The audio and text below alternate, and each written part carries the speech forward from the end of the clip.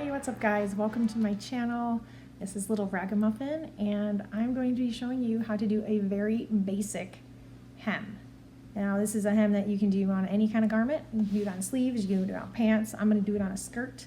I will be using a serger for part of it, but that's only because I'm using knits and I do want to keep that edge from rolling. So if you have a cover stitch, that's great. I have a cover stitch too. It's right over here. But I don't always like to use it. Double brush poly and things, it kind of wants to eat it. So I prefer using the method I'm going to show you. So let's get to it. Okay, so first thing we're going to do is turn the serger on. Boom. I'm going to work on the hem on this dress. So the first thing I'm going to do is just serge it.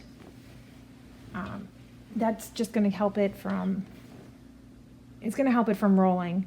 And I mean, this seems like this isn't very nice. This is like a really nice custom print that I just got in my shop, and it doesn't roll. Like, this has been cut for several days and it's not rolling. So I don't have any worry about it doing that. However, some knits, lighter weight knits, will roll. So that's very annoying to deal with, especially if you have a habit of cutting your projects several days for sewing. I used to batch sew when I had the custom business, so now I just don't do that as much. But yeah, so if you have a lot to do, cutting is one day, sewing is the next day type of thing. So we're just going to do this. I do have my settings pretty loose. I don't want this to be tight. So everything is just under 4. So that's a pretty loose tension. And again, that's just to keep the edge from rolling when I go to hem it. I do recommend possibly hemming skirts and things before you attach them to the bodice. It just makes life easier. Another reason I like to serge this is if the edge is slightly off from cutting, it'll trim off the little bits and make it nice and clean.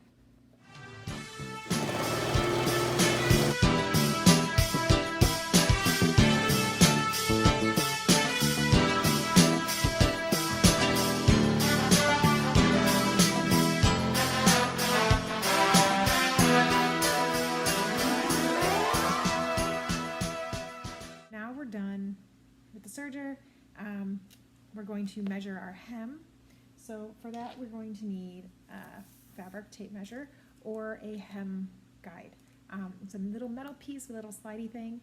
You can put it where you want your hem, and then it just stays in place. I'm a little old school, and I like my measuring tape. I dig it.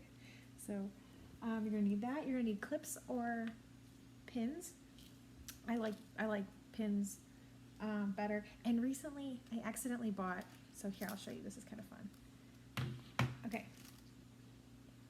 This is the pin that I would normally use. It's a ballpoint. I'm using knits, so these are ballpoint needles. This is one that I accidentally just bought. Look how much smaller it is.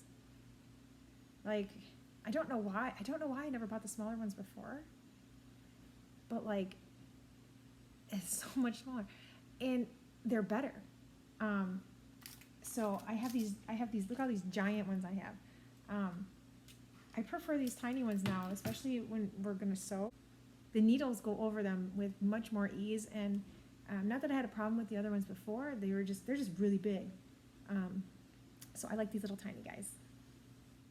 This is the point where I would get my remote, turn on Rocky or something like that, and grab my snack, my kettle corn, and then sit here and pin. When we pin, I'm going to do 1 inch for this skirt hem. So I go on the wrong side, and you're just going to fold this over until it hits 1 inch. And then we're going to pin that with these little tiny, cute little skinny pins that were totally bought on accident, but I'm glad it happened. So again, now I've been asked before, and I remember when I first started sewing, I was like, how many pins do I put in? What do you use? Like, do you use 5? Do you use 100? Do you use 10? Do you need 1? Do you need no pins? Whatever you're comfortable with. You know, if you need to put 50 pins in a 1-inch space, I wouldn't recommend that, but you know, go for it. So I usually just use my hand. This is kind of awkward. Well, I'm gonna turn this way a little bit. There we go. So I put my first pin in, and I kind of go with my hand right here to where my thumb goes. That's my guide. And then I just pin that. This is hard doing this in the air. I usually do it in my lap, but I'm trying to get it on the video. So, okay, so pin to my thumb, 1 inch there. Pin. Oops, maybe. Done. And don't put your pins in your snacks, because I've done that before. I actually almost drank a pin. I had a coffee cup, and I was taking pins out after sewing, like while I was going, and I was tossing them. And because this is magnetic, I was like tossing them, and they were just kind of going on it. But I had a coffee cup, and it hit the one in my coffee cup. So I can do that again. So I'm going to go from the pin over to where my thumb is, and boom. There you go, 1 inch. So I'm going to go pin this whole thing, and then we'll go over and we'll sew it. Oop. So there, got 3 in. It's going to take a while. This is a full circle skirt. So this is why I'm saying, like, you sit down with your TV and your snacks, and you just pin. Sometimes I'll just sit and I'll just pin like everything and then not even sew it, just sew the next day. So there we go. I'm going to do that, and I'll meet you back at my regular machine when we actually make the hem.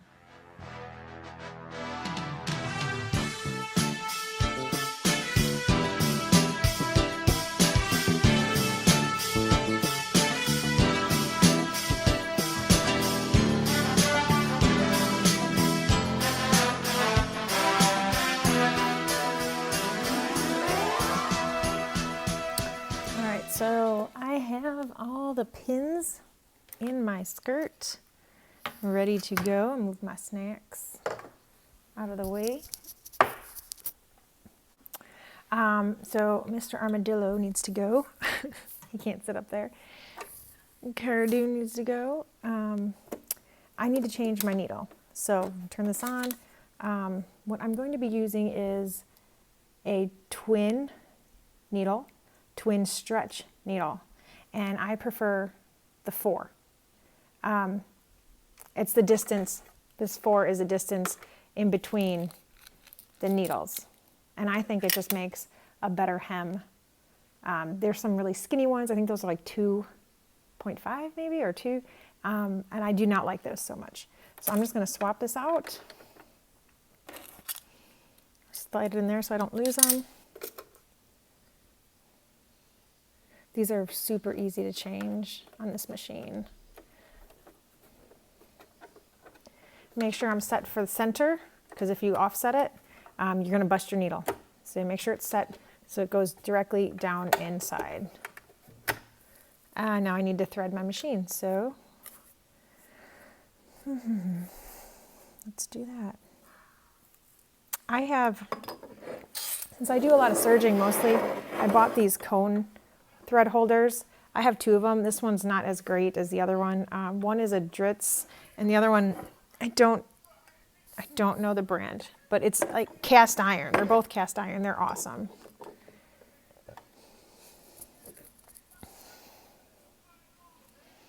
So just grab my thread, put it through there. This is not tricky, but if you're not used to doing it, so I've got both of them separated here. I'm just going to thread them both at the same time. Go down through my tension. I'm going to go up through the take-up lever, back down, and one goes on this guide, and the other one goes on this guide. And each needle gets one thread. Super easy. My bobbin is full, I already did that.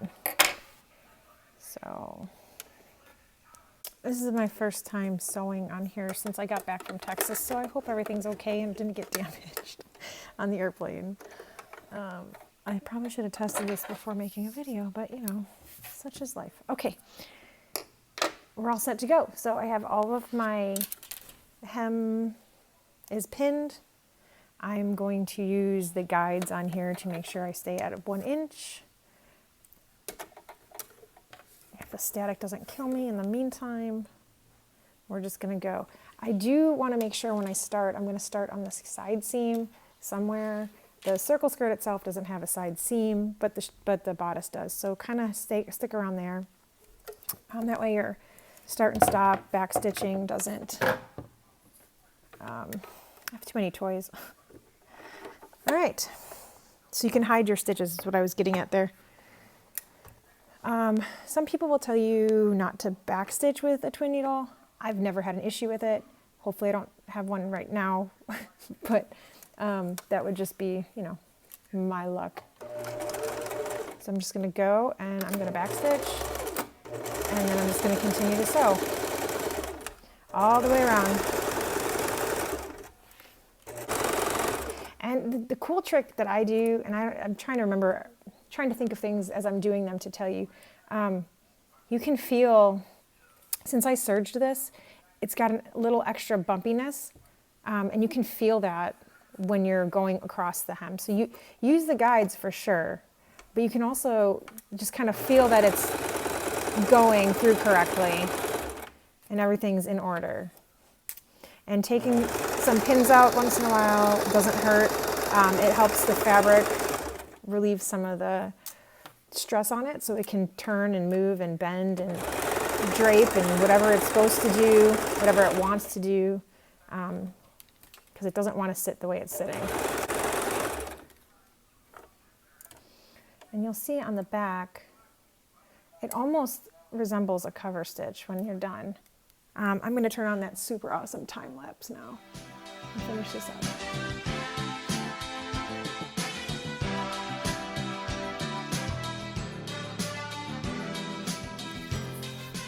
All right, that's it. I've come all the way around. So I'm just going to sew about 1 inch over, and then I'm going to backstitch, and there you go. My hem is now complete. Take that off the machine, clip threads, pull pins out, and I'm done. This thing is ready to wear, which I'm really excited about because it's super cute. I found this design and I had it printed, so I have some left and it's in my shop. It's adorable and it makes the best Bonnie. I made a sleeveless Bonnie for this one. Rogue thread. So here we go, just gonna pull all these out and that's it, we're done. I just wanna show you, let's turn this light up. Hopefully you can see it. This is what the inside looks like. It almost looks like a cover stitch. You have that serged edge, and right along the serged edge is a zigzag from the bobbin, because when you use the twin needle, your bobbin is gonna make a zigzag because it's catching both the threads, so it's making a zigzag. But it's hidden inside. I know it's black on black and it's kind of dark in here, but yeah, so it's hidden inside the serger threads, in which you can't really see that there's a zigzag in there, and it looks like somebody professionally finished this dress on a cover stitch machine, which is super fun too. If you put variegated thread in and go upside down, like go reverse, you'll get that zigzag, and then flip it. So you do your regular hem with variegated thread, flip it and do the zigzag. You'll get the zigzag here too. Or you can even serge it, flip it the other way. I don't know. It looks like a reverse cover stitch if you do that. Too much info, probably cut that out. We're done. that's it. We're all done. We've hemmed our dress. It's ready to wear and dance, dance, dance. Anyways, thanks for joining me. If you have any questions, please just pop them in the comments. Don't forget to like, share, and subscribe. And I will see you next time with another amazing Lil Ragamuffin sewing tutorial. Bye guys.